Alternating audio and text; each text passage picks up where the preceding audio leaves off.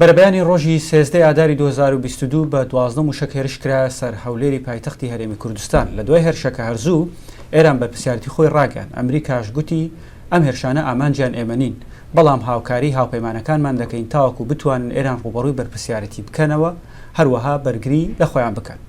ئەم هێرشانە گفتوگۆ مناقەشەی زۆریان لێرە لە واشنگتن دروست کردووە.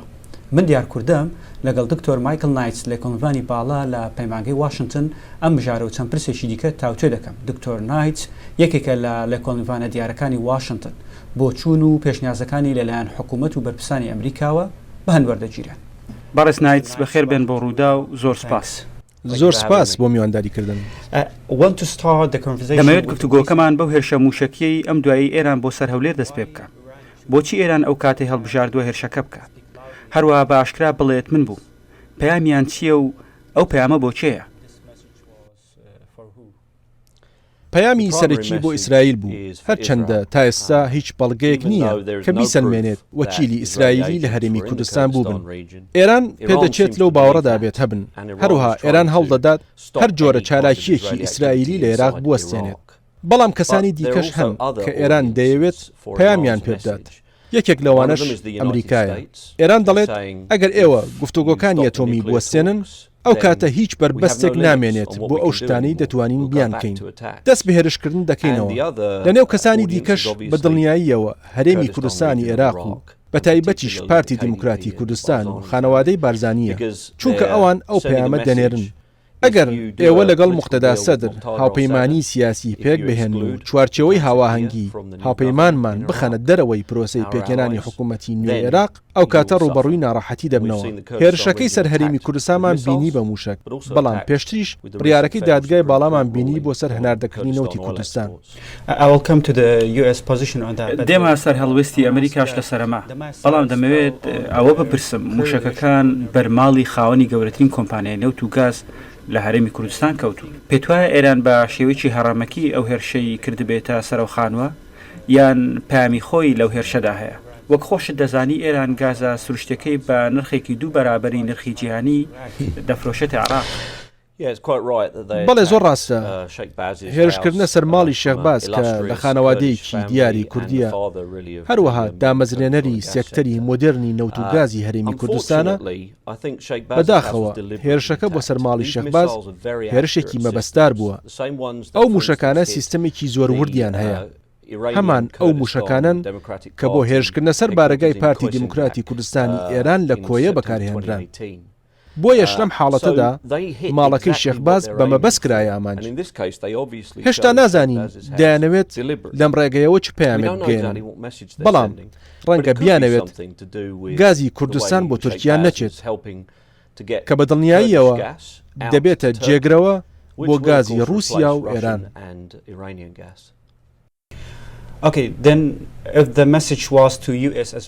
زۆر باشە. ئەگەر پەیامەکە بۆ ئەمریکاشە، بۆچی ئەمریکا خۆی لێ دەستێتەوە و دەڵێت پەیمانوانی ئامانجەکە ئێمە بووبین؟ ئەم هەڵوێستی ئەمریکا چۆن دەبین؟ من لە هەڵوێستی ئەمریکا بێهیوا بووم. ئەمریکا دەڵێت باڵەخانەکانی ئێمە و خەڵکی ئێمە ڕاستەوخۆ نەکران ئامانج، بۆیەش ئێمە حەقمان نییە. بەڵام ئەمە ڕاست نییە، چونکە ئەمریکا بەهێزترین هاوپەیمانی استراتیژی عێراق و بە تایبەتیش هەرێمی کوردستان عێراقە. بۆیە دەبێت ئەمریکا بایەخ بەو ڕاستیە بدات کە ئێران بە موشکی بالیستی هێرش دەکاتە سەر شاری وڵاتێکی دۆست. بۆیە من پێم وایە ئێستا ئەمریکا دەیەوێت دەست بە ڕێککەوتنی ئەتۆمیەوە بگرێت. هەوڵ دەدەن ئاسی بەریەککەوتنیان لەگەڵ ئێران کەم بێت. بۆیەش ئەم جارەیان ئەمریکا تۆڕە لە ئێران ناسەنێتەوە. بەڵام ئەگەر ئێران ئەمە دووبارە بکاتەوە، دەبێتەوە کاتە ئەمریکا بە جدی دەسوەردان لەو پرسەدا بکات. پێت وایە ئەم جار ئەمریکا پشتی کوردەکانی بەردا؟ چونکە لە ماوەی ڕابردوودا کاتێک گروپە چەکدارەکان هێرشیان کردووە، ئەمریکایان کردوتە ئامانج، هەم لە هێرشەکانی سەر هەولێر و هەمیش لەوانەی بۆ سەر عێراق دەکرا. ئەمریکا لە کۆتاییدا هەر کارە ڕاستەکە دەکات. تۆش لەبیرتە لە ساڵی 2014 ئەمریکا بە خێرایی جوڵەی کرد تاوەکو هەولێر بپارێزێت لە دەستی داعش. خێراتر لەوەی کە بۆ پاراستنی بەغدا کردمان وەک نمونە.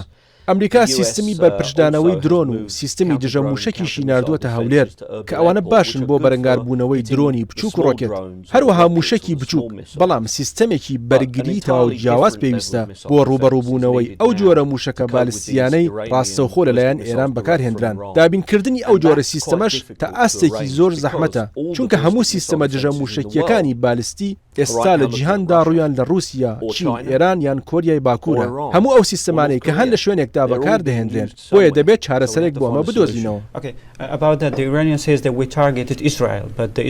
زۆر باش ئەی چی لەو بارەوە دەڵێت کە ئێران دەڵێت ئێمە ئیسرائیلمان کردوتە ئامانج بەڵام ئیسرائیل لە مەودای موشکەکانی ئێران حزب الله و حەماسدا بۆچی کاتێک دێتە سەر تۆڵەسەندنەوە لە ئەمریکا و ئیسرائیل ئێران هەولێر هەڵدەبژێرێت پێتوانی ئەمە لەبەر ئەوەیە کە ئەمریکا وەک جاران پشتیوانی لە کورد ناکات یان هۆکاری دیکەش لە پشت ئەوە هەن.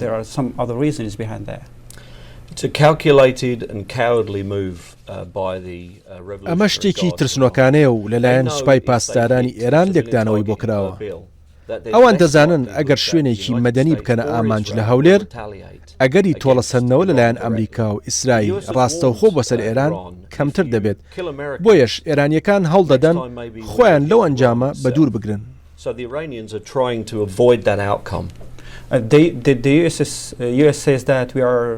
ئەمریکا دەڵێت ئێمە لەگەڵ هاوبەشەکانمان لە نێویاندا هەرێمی کوردستان کار دەکەین تاوکو ئێران ڕوبەڕووی بەرپرسیارەتی بکەینەوە.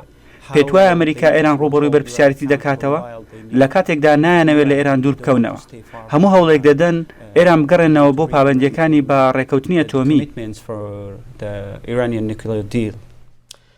ئەمریکا هەمیشە دەڵێت ئێمە لە کات و شوێنی دیاری نەکراوەوە وەڵاممان دەبێت واتە ئەگەر ڕێکەوتنی ئەتۆمی ئێران سەرنەگرێت ئەمەش واتە ڕەنگە لە کاتێکی دیکەدا لەم ساڵدا یان هەتا ئەگەر ئیدارەیەکی نوێ لە ئەمریکا دەست بەکار بێت دوای 2 ساڵی دیکە ڕەنگە ئەو کاتە ئێمە ئێران ڕوبەڕووی بەرپرسیارەتی زۆر زیاتر بکەینەوە لە بەرامبەر ئەو شتانەی دەیکات.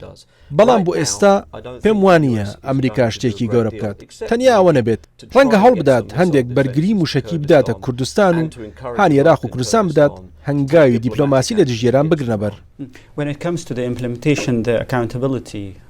کاتێک دێتە سەر ڕوبەڕووکردنەوەی بەرپرسیارەتی سوپای پاسدارانی ئێران لەلایەن ئەمریکاوە بۆچی پێتوایە لە ڕووی تیۆری پراکتیکەوە ئەم دووشتە زۆر لێک دوور.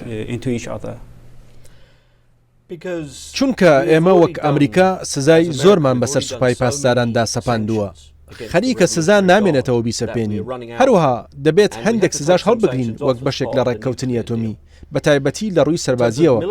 بەڵام ئێمە قاسم سولەیمانی فەرماندەی فەیلەقی قودسمان لە سوپای پاسداران کوشت ئێستا تەنیا ئەوە ماوەتەوە جاری داهاتوو هێرشی سەربازی ڕاستەوخۆ بکەینە سەر ئێران کە ئەمە بە دڵنیاییەوە هەنگاوێکی زۆر گەورە دەبێت بۆیە ئێمە بەهۆی نەبوونی بژارە باشەکاندا گیرمان خواردووە بەڵام دەتوانین هاوکاری عێراق و هەرێمی کوردستان بکەین کە شتێک بکەن ئەوە شتێکی ڕوونە. با لەسەر هەڵوێستی ئەمریکا بمێنینەوە کاتێک ئەمریکا دەڵێت هەموو شتێکمان بۆ حکومەتەکانی عێراق و هەرێمی کوردستان جێهێشتووە ئەوان لێکۆڵینەوە دەکەن هەر کەسێکیش پرسیاری هەیە با لەوانی بکات. بەڵام ئەوەی ئێمە دەیکەین هاوکاریکردنی هەرێمی کوردستان و عێراقا تاوەکو بتوانن بەرگری لە خۆیان بکەن. پێت وایە ئەمریکا سیستمی دژە موشکی بە هەرێمی کوردستان بدات ئەگەر ئەوەش بکات تووڕەبوونی شوێنەکانی دیکەی بەدواوەدا دێت.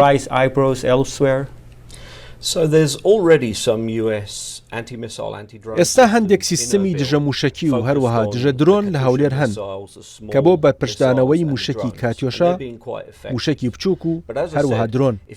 بەڵام وە گوتیشم ئەگەر بتەوێت بەرگری بەرامبەر ئەو موشەکانە بکەیت کە لە نێوخۆی ئێرانەوە دێن ئەو کاتە پێویست بە سیستمێکی زۆر گران و گەورەی وەک پاتریۆت هەیە. ئەمە لە کاتێکدایە کە ئەو سیستمی پاتریۆتانە لەسەر ئاسی جیهان ئێستا بەکار دەهێنرێن زۆر کەمە. هەروەها خستنەکاریان 3 بۆ 4 ساڵی دەوێت بۆیە هیچ هاوکاریەک نییە کە ئێستا پێشکەشی بکەن. تەنیا لەو بارەدا نەبێت کە ئەمریکایان هاوپەیمانێکی ناتۆ باتێریەکی پاتریۆت لە چاودێریکردنی رووسیا کۆریای باکوور ئێران و چین لا بدەن و ڕەوانەی هەرێمی کوردستانی بکەن. ئەمە تاکە شتە کە ئەمریکا دەتوانێت بەڕاستی بیکات بۆ بەرگریکردن لە هەرێمی کوردستان لە دژی هێرشی موشکی لەو جۆرە. really defend Kurdistan against these kind of missile attacks. And you said that this گوتت ئەو هێرشا پەیامێکیش بوو بۆ پارتی دیموکراتی کوردستان چونکە هاوپەیمانیان لەگەڵ سەدر پێکێناوە. بۆچی ئێران لەم دۆخەدا و بەم شێوەیە پەیام بە پارتی دەدا؟ ئێمە ئەوە دەزانین کە ئیسماعیل قائانی فەرماندەی سوپای پاسدارانی ئێران چەند مانگێک بەر لە ئێستا چووە هەولێر و گوتی هاوپەیمانی لەگەڵ موقتەدا سەدر پێک مەهێنن بەڵام کوردی عێراق بڕیاریاندا ئەوە بکەن کە لە بەرژەوەندیاندایە و هاوپەیمانیان لەگەڵ موقتەدا سەدر پێکێنە ئەمە بڕیاری دادگای باڵای فیدراڵی بەدووادا هات ئێستا شێرشی موشەکی ئەمە ئەو شتانەتان بیر دەخاتەوە کە ئێران لە دوای گشتپرسی بەرامبەر بە کوردستان کردی ئەمە ئەو شتەیە ئەوان دەیکەن سەرەتا هۆشداریت پێ دەدەن دواتر سزات دەدەن. زۆر باش باسمان لە پێکەنانی حکوومەت کرد کە ئێستا پارتی و سەدر هاوپەیمانە. ئەنتۆنی بلینکن وەزیری دەرەوەی ئەمریکا کاتێک قسەی لەگەڵ سەرۆکوەزیرانی عێراق مستەفا کازمی کرد گوتی باسمان لە یەکگرتووی عێراق و هەروەها پێویستی پێکەنانی حکوومەتی عێراق لە نزیکترین کاتدا کردووە. حکوومەتێک پارێزگاری لە عێراقیەکان هەروەها بەرگری لە خاکەکەی بکات. پێت وایە حکوومەتێکی نیشتیمانی لە ماوەی چەند هەفتە و مانگی داهاتوودا دروست دەکرێت توانای ئەوەی دەبێت پارێزگاری لە عێراقیەکان بکات هەروەها بەرگری لە خاکی عێراق بکات بەرامبەر بە هێرشەکانی ئێران و هەتا تورکیاش. بەدڵنیاییەوە تاوەکو مانگی تەمووز حکوومەتێکی پێکێنراومان لە بەغدا دەبێت.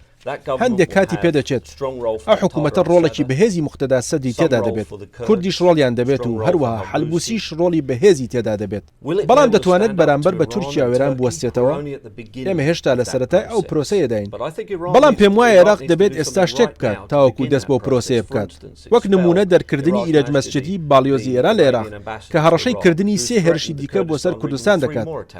ئەگەر تۆ ئەم باڵیۆزەی سەر بە سوپای پاسداران دەربکەیت هەروەها ئەگەر کۆنسوڵخانەی ئێران لە هەولێر بۆ ماوەیەکدا بخەی ئەو کاتە ئەمە دەبێتە دەستپێکێک پەیامی ئەوەش دەنێرێت کە نابێت چی دیکە هێرشتان بکرێتە سەر. عێراق لەو پێگەیەدای ئەوە بکات عێراق دەتوانێتەوە بکات هەروەها ئەگەر سەرۆکوەزیران کازمی نابێتەوە سەرۆکوەزیران پێی دەڵێم بۆچی نایکەی بۆچی نیشانی نادەیت بەر لەوەی بڕۆیت دەتوانی ئەو کارە بکەیت.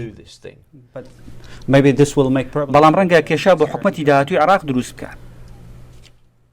ڕەنگە پێویستیتان بۆ کێشەیە هەبێت مەبەستم ئەوەیە ئەوە کێشەیەکی گەورەیە بۆ عێراق بەڵام ناتوانین ڕێگە بدەین ئێران بەردەوام بێت لە هێرشی زیاتر و زیاتری موشەکی بۆ سەر عێراق وەک شەڕی عێراق و ئێران پێویستە کەسێک شتێک بکات هەروەها تاکە کەسێکیش کە ئێستا بتوانێت شتێک بکات سەرۆکوەزیرانی عێراق و موقتەدا سەدر و بارزانین.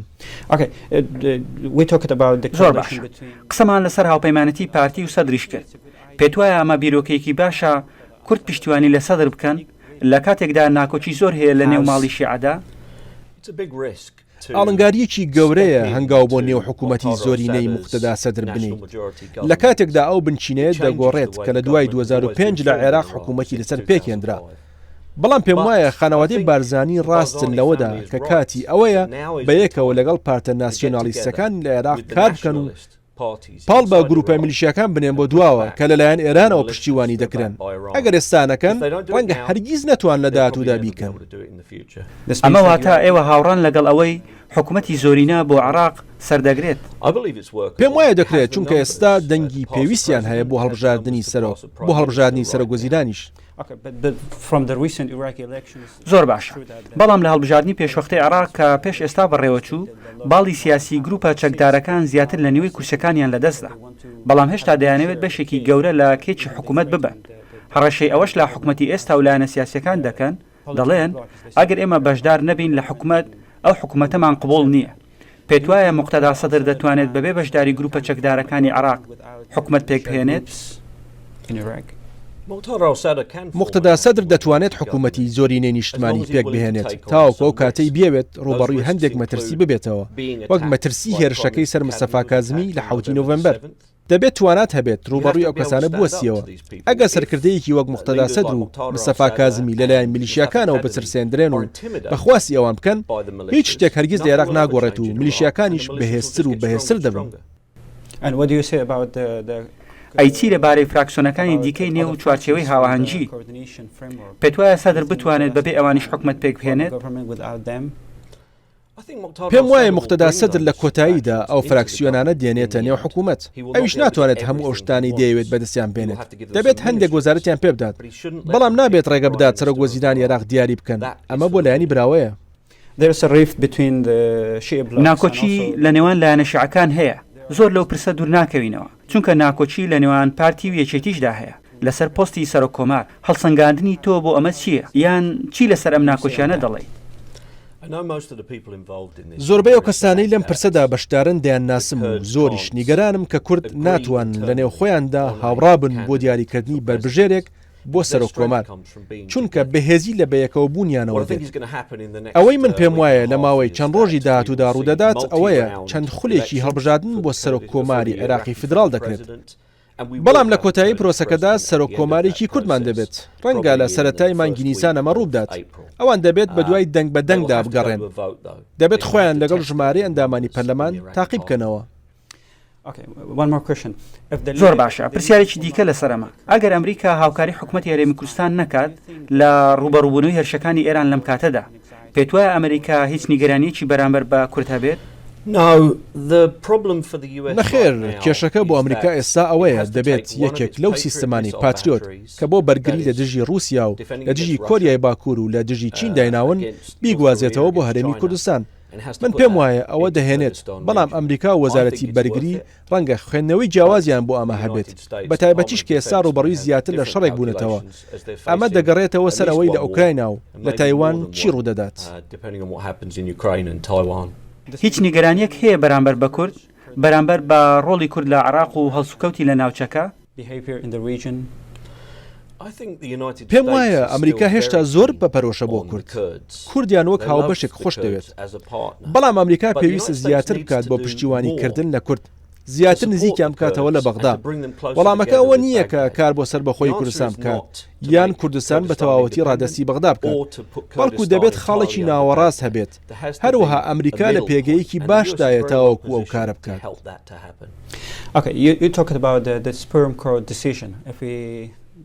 باست لە بڕیاری دادگای باڵا کرد ئەگەر لەو بارەوەش پرسیار بکەم مانجی ڕابردوو دادگای باڵای فیدراڵی عێراق یاسای نەوت و گازی هەرێمی کوردستانی بەنادەستوری ناوبرد داوای کرد هەرێمی کوردستان ئەو نەوتە خاوەی هەیەی ڕادستی بەغدای بکات. لەسەر ئەمە چی دەڵێیت؟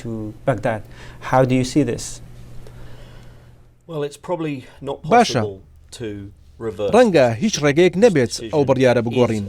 ئەمە بڕیاری دادگای باڵای فیدراڵی عێراقە. هەموو سیاسیەک یان بەرپرسێکی عێراقی ڕوبەڕووی کێشەی زۆر دەبنەوە ئەگەر جێبەجێ نەکەن.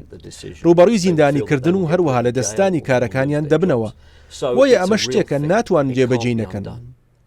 بەڵام دەتوانین هاوکاری عێراق بین بۆ جێبەجێکردنی بڕیارەکە بە جۆرێک کە هەم بۆ کوردستان و هەمیش بۆ عێراق گونجاو بێت. مەبەست لەوە ئەوەیە ڕەنگە عێراق نەوتی کوردستان بە بازار بکات بەڵام عێراق پارەکە لە هەژمارێکی بانکی لایەنی سێم دابنێت کە هەردوو لا متمانەیان پێ هەبێت وەک نمونە لایەنێکی نێودوڵەتی متمانە پێکراو. عێراق بڕیار لەسەر گرێبەستە نەوتیەکانی کوردستان بدات و پەسەندیان بکات بەڵام هەرێمی کوردستان خۆی گرێبەستەکان بخاتە کار. چەندین ڕێگە هەن کە دەتوانن جیاوازیەکان کەم بکەینەوە ئەگەر هەموو لایەک گفتوگۆیی لەبارەوە بکەن. بەر لەوەی باس لەو دەرفەتە بکەم کە بۆ چارەسەرکردنی کێشەکانی کەرتی نەوت لە نێوان هەولێر و بەغدا هاتوۆتە پێش بۆچوون لە سەرکاتی بڕیارەکە چیە؟ کاتی بڕیارەکە خۆشت دەزانی ڕوونەکە سیاسیە. یەکەم جار بڕیاری دادگای فیدراڵی دواتری شێرشی موشەکی بۆ سەر هەولێر یەکشتن ئەمە گوشاری گروپە میلیشیاکانی پشتیوان لێکراون لەلایەن ئێران بۆ سەر هەرێمی کوردستان. مەبەستت ئەوەیە ئێرانیش دەستی تێدا هەبوو بەدڵنیاییەوە. ئێوە گوتان دەرفەتێک هەیە بۆ چارەسەرکردنی کێشەکانی نێوان هەولێر و بەغدا. چۆن ئەو دەرفەتە دەبینن؟ هەرێمی کوردستان دەتوانێت چۆن ئەو دەرفەتە بەکاربێنێت بۆ چارەسەرکردنی ناکۆچیەکان؟ ڕەنگە عێراقیەکان و کورد گاڵتەیان بە من بێت بەڵام من کەسێکی گەشببینم کاتێک کێشەیەک دەبینم چارەسەریەکەشی لە پشتەوە دەبینم. بۆ من هەبوونی ئەم بڕیاری دادگای باڵا لەم کاتەدا باش نییە بەڵام بەلایەنی کەمەوە بشار دەکاتە سەر هەموو لایەک سەرنجام بچێتە سەر کێشەکە. ئێمە لە ساڵی 2007ەوە چاوەڕێ دەکەین تاوەکو عێراق یاسای نەوت و گاز تێپەڕێنێت.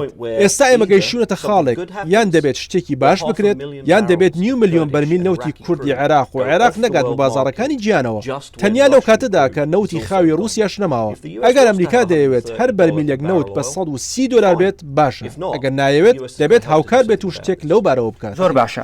ئەی ڕۆڵی حکوومەتی ئەمریکا لە پێکەنانی حکوومەتی داهاتووی عێراق چۆن دەبینی؟ Well, the US has to take a ئەمریکا دەبێت لە دواوە بێت هیچ حکوومەتێکی بیانی نابێت بە ئاشکرا هاوکاری پێکێنانی حکوومەتی عێراق بێت نە ئەمریکا نە ئێران نە تورکیا بۆیە ئەوەی پێویستە ئەمریکا بیکات ئەو گوشارەی ئێستا زیاتر بکات کە دەڵێت پێکێنانی حکوومەت پێویستە بۆ هەموو کۆمەلگەی نێودەوڵەتی پێویستە خێراتر بێت و خێراترین شێوە کە دەکرێت لەمە زیاتر ئەمریکا ناتوانێت شتێکی دیکە بکات نامانەوێت دەسوەردان لە کاروباری سەروەری عێراق بکەین ئەوەی ئێمە دەمانەوێت بۆ عێراق هەبوونی حکوومەتێکە لە ماوەیەکی نزیکدا ئەو حکوومەتە بەهێز بێت بەرگری لە سەروەری عێراقیەکان بکات و هەروها پڕ بێت لە ناسیۆنالیستی عێراقی ئەگەر کورد بە دوو شاندیجیا بچنە بەغدا بۆ پێکەنانی حکوومەت کاریگەریەکانی لەسەر داهاتووی بەشداری کورد لە عێراق چی دەبێت؟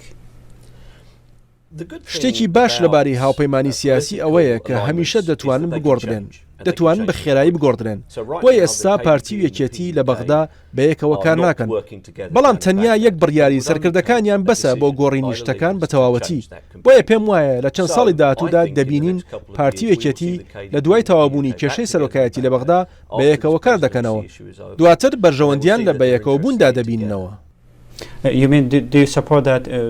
مەبەست ئەوەیە پشتیوانی لەوە دەکەی کە ئێستا بە دوو شاندیجیا بچنە بەغدا چی بەدەست دەهێنن ئەگەر بەجیا بچن یان ئەگەر بەیەکەوە بچن پێت وایە دەتوانن دەستکەوتی زیاتر بەدەست بێنن؟ کورد بە یەکگرتووی زیاتر بەدەستێنن ئەمەش ئەو شتە بوو کە ئەنتۆنی بلینکن وەزیری دەرەوە باسی کرد ئەو دەیەوێت کورد بەیەکەوە بن هەروەها ئەو یەکگرتووی کوردی عێراقی دەوێت هەرگیز دابەشکردنی ئەو هێزەی هەتا بیرۆکەیەکی باش نییە یان لەلایەن ئەکتەری جیاوازی دەرەکیەوە بەکاربهێنرێت ئەوە مای شەرمە سیاسەتی کەسی بوونەتە بربەست لە بەردەم ڕێککەوتنێک لەسەر ئەوەی پێویستە چ کوردێک ببێتە سەرۆکی عێراق. دەمەوێت لەبارەی دەستوری عێراقیشەوە پرسیار بکە. ئەمریکا سەرپەرشتی پرۆسەی نووسینی دەستوری نوێی عێراقی کرد چەند جارێکیش ڕایگەیان کە مادەی 140 جەبەجێ دەکرێت کە تایبەتە بە کەرکووک و ناوچە ناکۆچی لەسەرەکان بەڵام تا ئێستا ئەو مادەیە جێبەجێ نەکراوە پێت وایە ئێستا ئەمریکا خواستێکی وایی هەبێت کێشەی کەرکووک و ناوچە ناکۆچی لەسەرەکان لە نێوان هەولێر و بەغدا چارەسەر بکات؟ لە ڕاستیدا پێم وایە ئەمریکا ویستی زیاتر دەبێت لە هاوکاربوون بۆ چارەسەرکردنی پرسی ناوچە ناکۆکی لەسەرەکان ئەگە سەیری دروستکردنی ئەو هێزە ئەمنیە هاوبەشەی پێشمەرگە و سوپای عێراق بکەیت ئەمە بەشێکە لە چارەسەریەکە پێم وایە ئێستا تاوەکو ئاستێک شەڕی داعش کەم بۆتەوە مەمەلانەکانی ئێران و ئەمریکا لە نێوخۆ عێراق کەم بوونەتەوە ڕەنگە نزیکتر بوو بێتینەوە لەو خاڵەی کە واشنگتن بگەڕێتەوە سەر مادەی 140 و شتێکی وەک ئەمە و بڵین با ئێستا هەموو کێشەکانی نێوان هەولێر و بەغدا چارەسەر بکەین پێشتر هەمیشە شتێک هەبوو دەبووە بربەست وەک داعش ئێران بەڵام ئێستا دەتوانین بەڕاستی سەرنجی بخێنە سەر.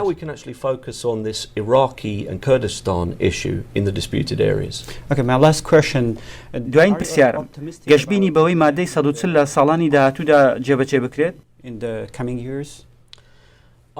بەدڵنیاییەوە من لە واشنگتن هانیەوە دەدەم کە هاوکار بین لە هێنانەوە پێشەوەی مادەی 140 چونکە بۆ من ئەوە شتێکی زۆر قورسە وەک تاوانێک وایە دەزانی هەستێکی زۆر ناخۆشە ئێمە ئەوەمان لە نێو دەستوردانا و هەروها ڕێگەماندا بەم شێوەیە بڕوان ڕێگەماندا کات تێپەڕێت بۆیە لە دیدی من ئەوە پابەندیەکی ئەخلاقیە بۆ ئەمریکا کە شتێک بکات باشترین شتیش کە ئەمریکا لە عێراق بکات ئەوەیە وا بکات کوردی عێراق و عێراقیەکان بەیەکەوە تەبابن کاتێک ئەوەمان کرد پێم وایە ئێمە خراپترین کێشەمان لە وڵاتەکەدا چارەسەر کردووە.